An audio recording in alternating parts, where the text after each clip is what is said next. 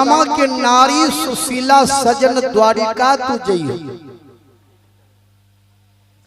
एक बार मित्र से मिलने के लिए जाइए। सुदामा जी ने कहा देखियो देवी, कृष्ण भगवान मेरा मित्र है, लेकिन बचपन का मित्र है। बचपन में जाति पाति का भेद नहीं रहता है, काला गोरा होने का भेद नहीं रहता है, गरीबी अमीरी का भेद नहीं रहता है, भोजन करने में भेदभाव नहीं रहता है। कहा भगवान श्री कृष्ण, कहा भिखारी सुदामा।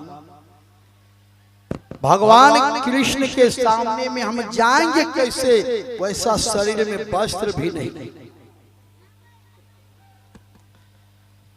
सुशीला बोली पति दे, अपने मित्र से एक बार मिलने के लिए जाइए ना। बार बार कहा तनी चली जैता पिया कान्हा के नगरिया।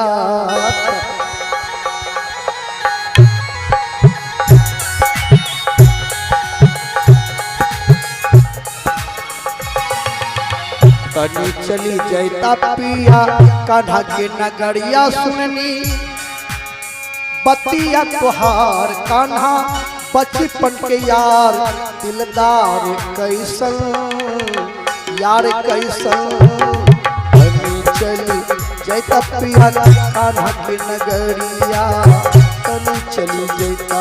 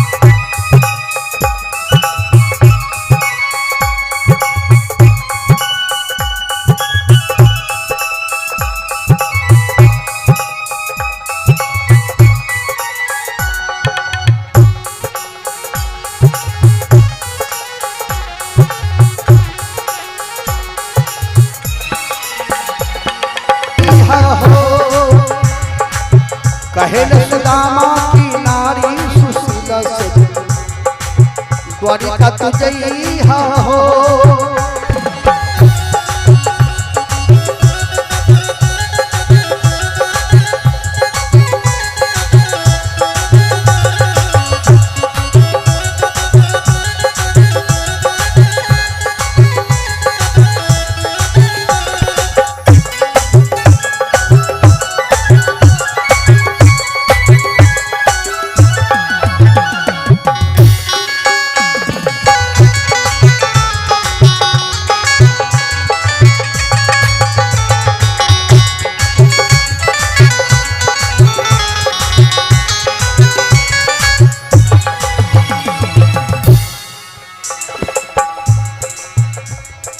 थारी भी फूटी है लोटा भी फूटा,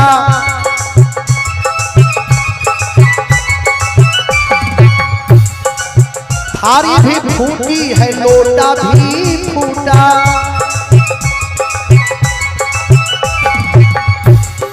पहने ना पहने न मिले मोरा साड़ी से जट स्वामी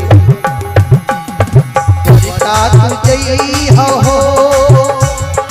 कहेले सुदामा की नारी सुशीला सजन